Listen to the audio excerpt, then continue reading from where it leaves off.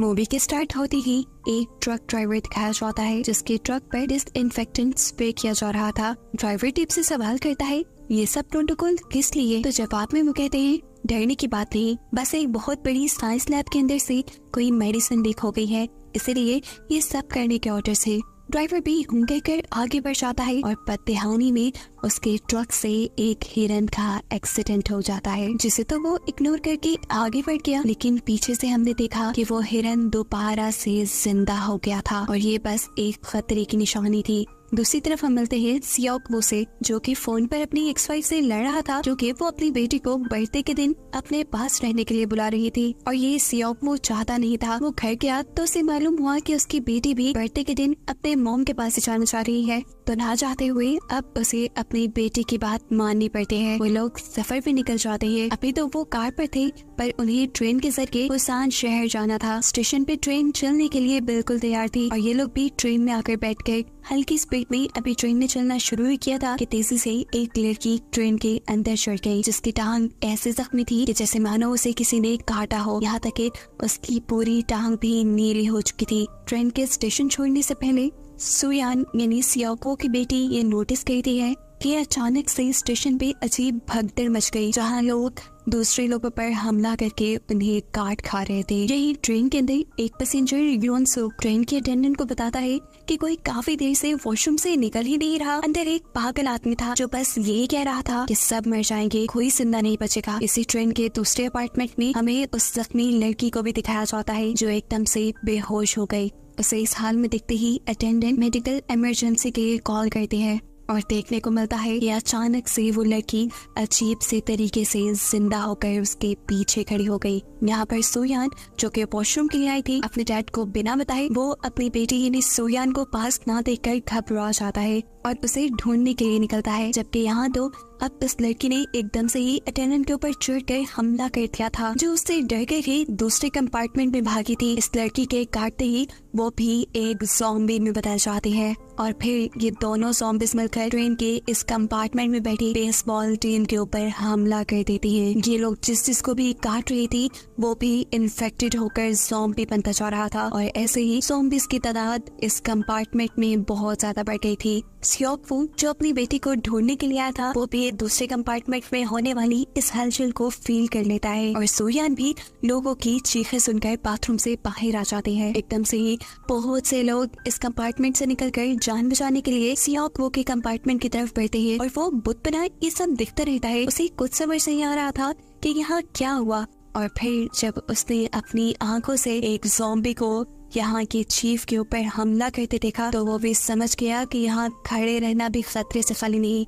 वो पीछे मुड़ता है जहाँ उसकी बेटी भी थी और अपनी बेटी को उठाते हुए वो तेजी से एक कंपार्टमेंट की तरफ चला जाता है। यहाँ पर सैंगवा नाम का भी एक पैसेंजर अपनी वाइफ को लेकर वॉशरूम के पास खड़ा था। उसे भी जब दूसरे कंपार्टमेंट में हलचल महसूस हुई तो उसने भी अपनी वाइफ को जल्दी वॉशरूम से निकलने को बोला। इतने में वो वॉशरूम से ही निकली तो इतने में सैंगवा ने देखा कि एक आदमी एक औरत के ऊपर चढ़कर उसे काट रहा था। उस औरत को बचाने के लिए सैंगवा ने उसकी मदद की, लेकिन फिर उसे भी रियलाइज हो गया कि ये तो बहुत सारे ज़ॉम्बीज़ हैं जिनसे उसे भी बचना था। वो सबसे पहले अपनी वाइफ को कंपार्टमेंट की तरफ भागने देता है और खुद भी वहां जाता है जिस कंपार्टमेंट को सियोक-वू ने पहले बंद कर दिया था। लेकिन सियोक-वू इन दोनों को देखकर दोबारा एक कंपार्टमेंट खोलता है और किसी तरह सैंगवा ज़ॉम्बीज़ के इस कंपार्टमेंट पे आने से पहले ही ये दरवाजा बंद करने में कामयाब हो गया। लेकिन ज़ॉम्बी अब इस दरवाजे को ऐसे नॉक कर रहे थे जैसे वो उसे तोड़ देंगे और अंदर सब लोगों पर हमला कर देंगे। तभी पीछे से एक आदमी उन्हें मशवरा देता है कि इस डोर को हाइड कर दो, इन्हें छुपा दो, ऐसे हम जब ज़ॉम्बीज़ को नजर नहीं आएंगे तो वो हम पर हमला नहीं करेंगे। इसीलिए ये लोग न्यूज़पेपर से अपना कंपार्टमेंट छुपा देते हैं। अब इस कंपार्टमेंट के अंदर सभी लोग टीवी पे चलती हुई न्यूज देख रहे थे, जहां बताया जा रहा था कि पूरे मुल्क के अंदर ऐसा ही एक पेंडेमिक यानी एक वबा आ गई है, एक ऐसा वायरस आ गया है जिससे इन्फेक्टेड होकर लोग ज़ॉम्बीज़ बन रहे हैं।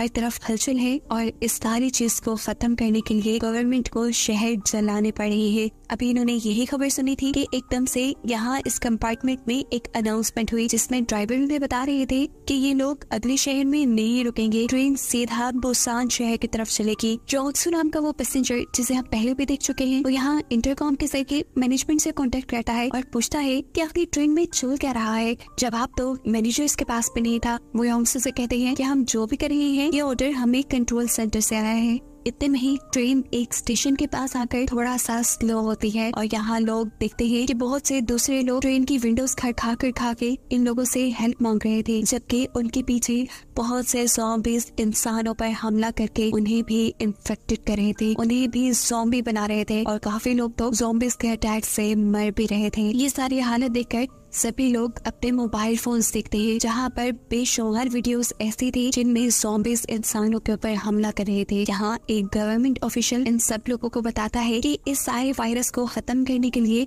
उन्होंने बहुत से डिस्ट्रिक्ट्स को यानी बहुत से शहरों को बंद कर दिया है और जिन शहरों में ये ज़ॉम्बीज ज्यादा है उन शहरों को जला दिया जाएगा। बाकी लोगों से सिर्फ यही रिक्वेस्ट थी कि वो जब तक अपने घर में रहेंगे तब तक सेफ रहेंगे। इसके बाद ट्रेन यहाँ से दोबारा फुल स्पीड पे चलती है और थोड़ी देर बाद ट्रेन में एक और अनाउंसमेंट होती है जिसमें इन सभी पैसेंजर्स को बताया जा रहा था कि ट्रेन अगले स्टेशन पर रुकेगी जहाँ पर मिलिट्री इन सब लोगों को सिक्योर कर लेगी, यानी इन सब की जान इन ज़ॉम्बी से बचा लेगी। इस अनाउंसमेंट के बाद सियोक वो नोटिस करता है कि योनसुक नाम का आदमी किसी से फोन पर बात कर रहा था, जिसकी बातें सुनते हुए सियोक को पता चला कि जिस शहर में ये लोग रुकने वाले हैं ये शहर उनमें वो शहरों की लिस्ट में नहीं है जो गवर्नमेंट ने दी है, जिसके अंदर ज़ॉम्बीज नहीं है। यानी अब जिस स्टेशन पे ये लोग रुकने वाले हैं उस शहर में ज़ॉम्बीज भी है और इनकी जानों को खतरा भी है। वो यहाँ अपनी बेटी को सैंगहुआ के पास खड़ा करके एक कॉल करने जाता है। सियोक ने असल में अपने एक क्लाइंट को कॉल की थी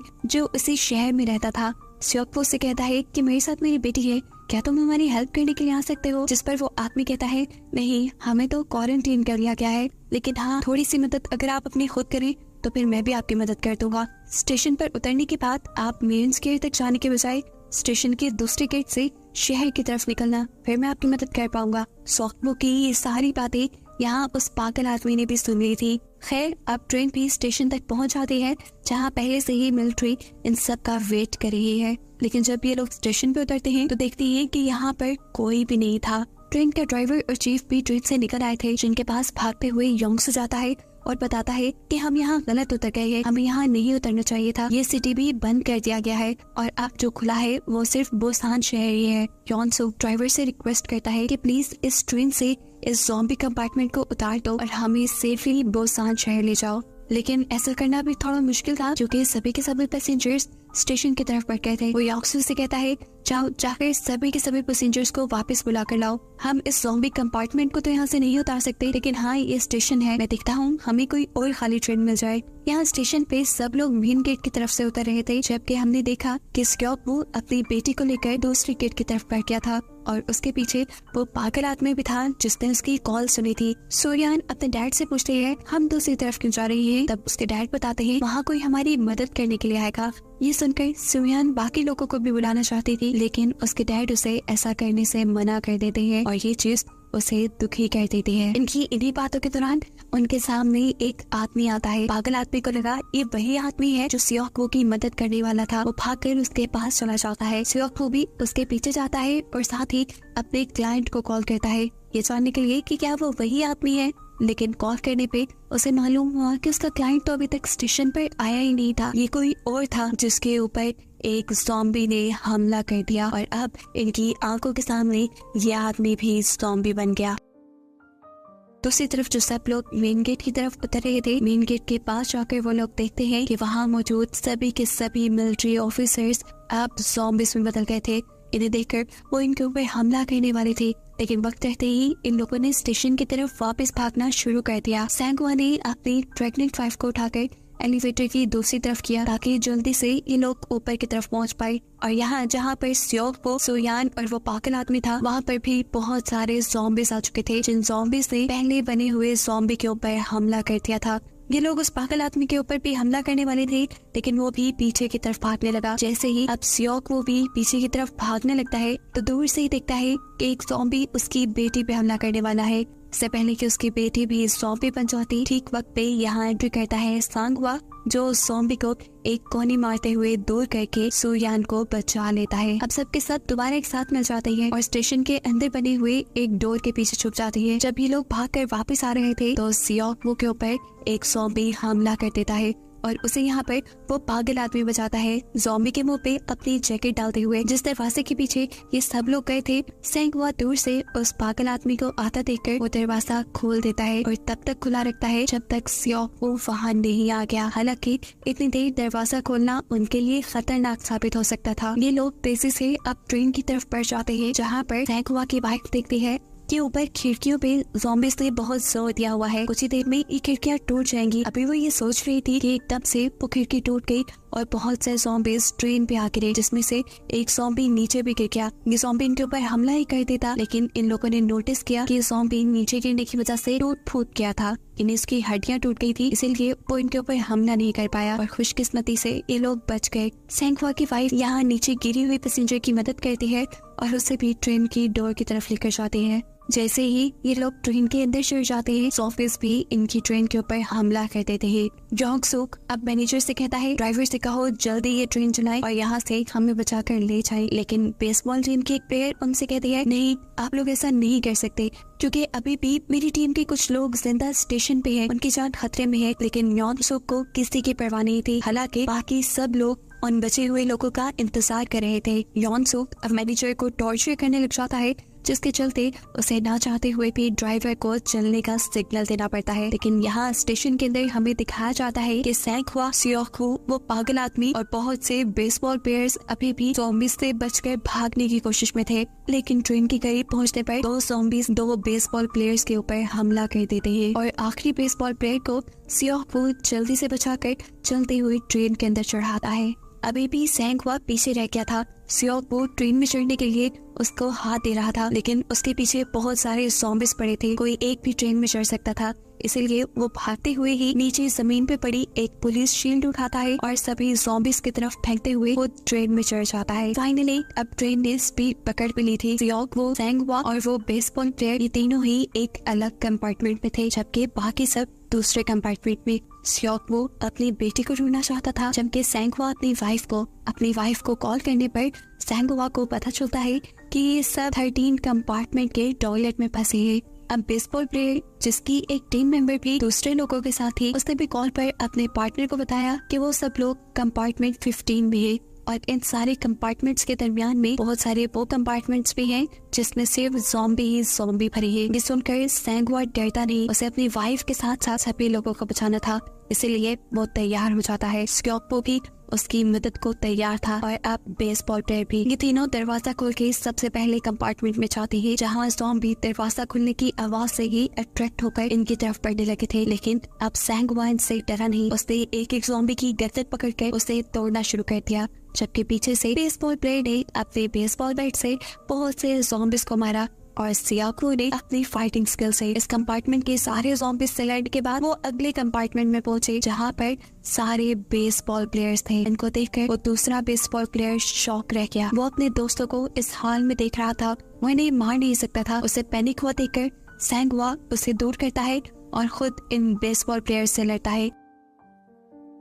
सियोकवू भी इन्हीं ज़ॉम्बीज़ में से एक का बेसबॉल बैट लेकर इन्हीं लोगों को मारता है और बहुत ही मुश्किल से ये लोग अगले कंपार्टमेंट तक पहुंचते हैं। अगले कंपार्टमेंट में जब ये लोग गए तो उस टाइम ट्रेन एक टनल से गुजर रही थी। इस अंधेरे में इन लोगों ने नोटिस किया कि ये ज़ॉम्बी अजीब बिहेव करने लगे थे। यहाँ पर सियोकवू दूसरी तरफ शोर करता है और ये सारे के सारे ज़ॉम्बीज़ शोर की तरफ अट्रैक्ट होकर भागने लग जाते हैं और ऐसे इन्हें इस कंपार्टमेंट में किसी ज़ॉम्बी से नहीं लड़ना पड़ता और बड़ी आसानी से ये दो कंपार्टमेंट्स के दरमियान वाले रास्ते में आ जाती है। यहाँ आने पर अब इन लोगों ने डिसाइड किया कि ये लोग ज़ॉम्बी से ही लड़ेंगे नहीं। जैसे ही ट्रेन अब अगली टनल से गुजरेगी उस टाइम पर ये लोग कंपार्टमेंट को पार करेंगे। जैसे ही ट्रेन एक दूसरे टनल के अंदर आती है, ये लोग दूसरे कंपार्टमेंट के अंदर चले जाते हैं। थोड़ा आगे बढ़ने पर ये फोन पे एक साउंड लगाकर उसे दूसरी तरफ फेंक देते हैं। शोर सुनकर ज़ॉम्बीज़ उनके ऑपोजिट डायरेक्शन में भागने लग जाते हैं और ऐसे बिना लड़े इन्हें इस कंपार्टमेंट से भी भागने का मौका मिल जाता है। फाइनली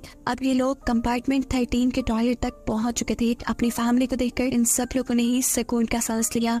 यहाँ पर पहुंचने के बाद बेसबॉल प्लेयर अपनी दूसरी साथी को मैसेज करता है और बताता है कि वो लोग कंपार्टमेंट 13 तक आ गए हैं, अब बस उन्हें कंपार्टमेंट 15 में जाना है। ये सुनकर वो बहुत ज्यादा एक्साइटेड हो जाती है और यहाँ इस कंपार्टमेंट में बैठे हुए सभी लोगों को बताती है कि बाकी बचे हुए लोग भी यहाँ आ रहे हैं। लेकिन ये सुनकर यॉन सूक को गुस्सा आ गया। उसने कहा कि हम अपने कंपार्टमेंट का दरवाजा नहीं खोलेंगे उनके लिए, अगर कोई इनमें से इन्फेक्टेड हुआ तो हमारी तो जान खतरे में पड़ जाएगी ना। ये सुनकर उस लड़की को बहुत दुख होता है और यॉन सूक की बात मानते हुए बाकी सब लोग भी इस दरवाजे को अपनी कपड़ों से सील कर देते हैं। देखने को मिलता है कि ट्रेन अब अगली टनल तक पहुंच गई थी। अगले 2 कंपार्टमेंट पार करने के लिए इन्हें ज़ॉम्बीज़ से लड़ने की जरूरत नहीं थी, क्योंकि ज़ॉम्बीज़ से बचने की ट्रिक इन्हें आ गई थी। ये सब लोग लगेज ट्रैक के ऊपर चढ़ जाते हैं, जिसके बाद सियोक वो ऑपोजिट डायरेक्शन में शोर करता है और ज़ॉम्बीज़ दूसरी तरफ निकल जाते हैं और ऐसे ये लोग बिना खतरे में आए लगेज ट्रैक से नीचे उतर गए। ये लोग अगले कंपार्टमेंट में जा सकते थे, लेकिन बदकिस्मती से जहाँ वो पागल आदमी नीचे गिर गया और ट्रेन भी टनल से बाहर आ गई। ऐसे किसी भी वक्त ज़ॉम्बीज़ इन्हें देख सकते थे। सियोक वो उसकी मदद के लिए इसे कंपार्टमेंट में रुकता है और उसे खामोश रहने का कहता है, लेकिन फिर दोबारा से गलती से उस पागल आदमी का पाँव एक सोडा कैन पे पड़ गया और ऐसे बहुत सारे ज़ॉम्बीज़ उनकी तरफ अट्रैक्ट हो गए। अब इनके पास कोई रास्ता नहीं था सिवाय इसके कि तेजी से यहाँ से भाग जाए। ये दोनों भागते हैं और ज़ॉम्बीज़ भी इनकी तरफ भागते हैं। दूसरी तरफ सैंगवा इनका इंतजार कर रहा था। इन दोनों के अंदर आते ही वो जल्दी से कंपार्टमेंट का दरवाजा बंद करने की कोशिश करता है, लेकिन नाकाम हो गया क्योंकि ज़ॉम्बी उस दरवाजे के दरमियान में आ गया था। यहाँ से इन लोगों को अब कंपार्टमेंट 15 में जाना था, लेकिन उसका डोर सील था। बेसबॉल प्लेयर अपनी पार्टनर को कॉल करता है ताकि वो दरवाजा खोल सके, लेकिन हम देखते हैं कि उस लड़की का मुंह बंद करके इन सब लोगों ने पकड़ा हुआ था। वो नहीं चाहते थे कि बाकी बचे हुए लोग इस कंपार्टमेंट में आए। यहाँ देखने को मिलता है कि सैंगवा के हाथ पे वो ज़ॉम्बी बाइट कर चुकी है और अब हो ना हो वो भी इन्फेक्टेड हो जाएगा। ये देखकर उसने फैसला कर लिया कि वो दूसरे कंपार्टमेंट में नहीं जाएगा। सियोक को वो जल्दी से दूसरे कंपार्टमेंट में जाने को कहता है और साथ में ये भी कि तुम मेरी वाइफ का ख्याल रखना, मैं आगे नहीं बढ़ रहा, मैं इस लड़ाई से थक चुका हूँ, मैं बस इन ज़ॉम्बीज़ को संभालूंगा। यहाँ दूसरी तरफ वो बेसबॉल प्लेयर अपनी टीम से लड़ती है और अपने पार्टनर्स को यहाँ इस कंपार्टमेंट के अंदर लेने के लिए ट्राई करती है। ये लोग भी दरवाजा खोलने की पूरी कोशिश कर रहे थे। जैसे ही बेसबॉल प्लेयर वो दरवाजा खोल के अंदर जाने लगा तो यॉन सूक ने उसके बाजू के ऊपर ही दरवाजा बंद कर दिया। ये देखकर सियोक को गुस्सा आया और उसने ये दरवाजा भी तोड़ दिया। ये लोग अंदर तो आ गए, लेकिन अब दूसरी तरफ से ज़ॉम्बीज़ भी उनकी तरफ बढ़ रहे थे, जिन्हें सैंगवा रोक लेता है। उसे मरता देखकर उसकी वाइफ तड़प रही थी, चीख रही थी, लेकिन सियोक वो उसे खींचकर दूसरी जगह ले। कंपार्टमेंट के अंदर आते ही अब सियोक को यॉन सूक पे बहुत ज्यादा गुस्सा था, क्योंकि वही दरवाजा नहीं खोलने दे रहा था और उसी की वजह से सैंगवा की जान गई थी। वो जाकर उसे थप्पड़ मारता है और उसके इसी एक्शन को एक इश्यू बनाते हुए जोंगसू सबसे कहता है, देखो ये मर रहा है, जरूर ये इन्फेक्टेड हो गया है, निकालो इसे अभी अपने कंपार्टमेंट से। ये देखते हुए सब लोग भी उसे इस कंपार्टमेंट से निकलने को कहते थे। उसके पास अब कोई रास्ता नहीं था सिवाय यहाँ से जाने का। उसे जाता देखकर उसकी बेटी कहती है, डैड मैं भी आपके साथ आऊंगी। सैंगवा की वाइफ भी उनके पीछे जाने लगती है और बेसबॉल टीम के दोनों बचे हुए प्लेयर्स भी। इन सबको जाते देखकर इन सबसे पहले वो पागल आदमी जिसकी सियोको ने मदद की थी, वो सियोको से पहले दूसरे कंपार्टमेंट में जाता है। इनके यहाँ से निकलने के बाद ये लोग दोबारा से अपना कंपार्टमेंट उस तरफ से सील कर लेते हैं जहाँ से ये लोग बाहर निकले थे, लेकिन अपने लोगों को ये नहीं दिखते। इसी कंपार्टमेंट में बैठी हुई एक औरत जैसे ही दूसरे कंपार्टमेंट में ज़ॉम्बी बनी अपनी बहन को देखती है तो वो इमोशनल होकर उठ के वो दरवाजा खोल देती है और ऐसे सारे के सारे ज़ॉम्बीज़ इन लोगों के ऊपर हमला कर देते हैं। एकदम से ये ट्रेन भी रुक गई।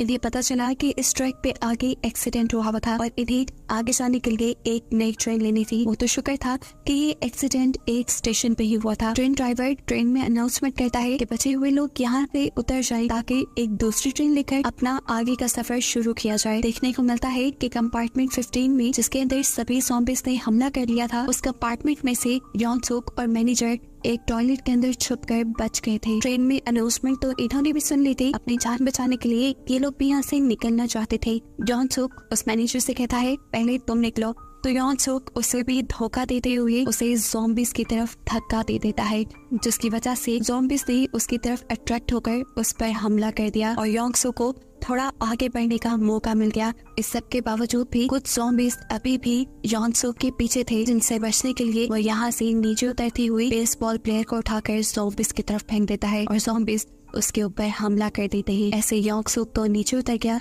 लेकिन इस प्लेयर का पार्टनर उसे पकड़ कर बैठ गया। वो अब अकेले आगे बढ़ना नहीं चाहता था, उसकी पूरी की पूरी टीम मर चुकी थी। यहाँ ज़ॉम्बी बनी हुई उसकी पार्टनर उसके ऊपर भी हमला कर देती है और इन दोनों का मामला भी यही खत्म होता है। यॉन सुक जहाँ पर भाग रहा था वहाँ पर उसके पीछे भी बहुत सारे ज़ॉम्बीज आ जाते हैं। कंडक्टर जो यहाँ उसकी मदद के लिए आ रहा था, यॉन सुक उसे भी ज़ॉम्बीज का शिकार बनाते हुए अपनी जान बचाता है। दूसरी तरफ हम देखते हैं कि सियोक, उसकी बेटी सैंग हुआ की वाइफ और वो पागल आदमी एक कंपार्टमेंट के नीचे फंसे हुए थे, जिस कंपार्टमेंट के अंदर बहुत सारे ज़ॉम्बीज थे। सियोक वो इस जगह से बाहर निकलने की कोशिश करता है। खुद निकलने के बाद वो अपनी बेटी और सैंग हुआ की वाइफ को यहाँ से बाहर निकालता है। इससे पहले कि वो उस पागल आदमी को भी बाहर निकालने में कामयाब होता, ट्रेन की विंडोज तोड़ते हुए बहुत से ज़ॉम्बीज नीचे गिर जाते हैं और वो पागल आदमी इन तीनों को बचाने के लिए अपनी जान कुर्बान कर देता है। वो इन ज़ॉम्बीज को इन तीनों तक आने से रोकता है। सियोक अब इन दोनों के साथ दूसरी चलती हुई ट्रेन की तरफ भाग रहा था, जो ट्रेन अभी ड्राइवर लेकर आया था और इनके पीछे बहुत सारे ज़ॉम्बीज भी भाग रहे थे। एक पॉइंट ऐसा भी आता है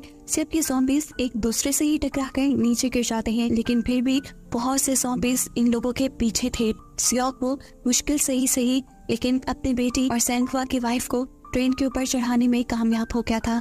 और इससे पहले कि वो खुद पूरी तरह इस ट्रेन के ऊपर चढ़ जाता, वो देखता है कि बहुत से ज़ॉम्बीज इस ट्रेन के साथ लटक चुके थे, जिनसे बचने के लिए वो ट्रेन से उतरकर पाँव से इन सारे के सारे ज़ॉम्बीज को हटाने की कोशिश करता है और कामयाब भी हो जाता है। फाइनली अब इनकी सभी ज़ॉम्बीज से जान छूट गई थी। ये लोग जल्दी से अब ट्रेन ड्राइवर का कैबिनेट खोलते हैं, जहाँ इन्हें देखने को मिलता है कि ड्राइवर भी अब इन्फेक्टेड हो चुका था, जो सियोक को देखते ही उसके ऊपर हमला कर देता है। सियोक इससे बचने के लिए अपने आप को एक चेन के जरिए ट्रेन के साथ बांधता है और किसी तरह इस आदमी को नीचे गिराने में कामयाब हो जाता है। लेकिन ये सब करने के बाद उसने देखा कि उसके हाथ पे ज़ॉम्बी फिर भी काट चुका था, यानी अब वो भी जल्दी इन्फेक्टेड होकर एक ज़ॉम्बी बनना चाहता था। इससे पहले कि ऐसा हो जाता, वो अपनी बेटी और सैंग हुआ की वाइफ को ट्रेन ड्राइवर के कैबिनेट के अंदर लेकर जाता है और उन्हें जरूरी चीजें बता देता है, जैसा कि इस ट्रेन में मैप कहाँ है, इन्हें कहाँ तक जाना है और ब्रेक कहाँ से लगानी है।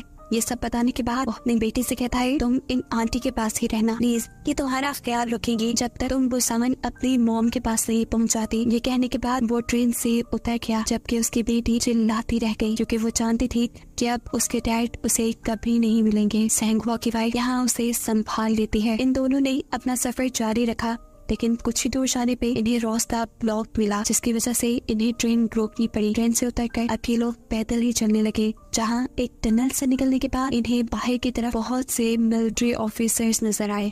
मिलिट्री ऑफिसर्स ने भी इन दोनों को देख लिया था। उन्हें लगा कि ये भी ज़ॉम्बीज होंगे, ये दोनों भी इन्फेक्टेड होंगे। लेकिन तभी यहाँ पर सुयान एक गाना गाने लगी, जिसे सुनकर इन सब लोगों को समझ आ गई कि वो सर्वाइवल्स हैं, यानी वो बच कर यहाँ हुई है, जिन्हें जाकर मिलिट्री रेस्क्यू कर लेती है और इन्हीं को दिखाते हुए ये कहानी यहाँ खत्म हो जाती है।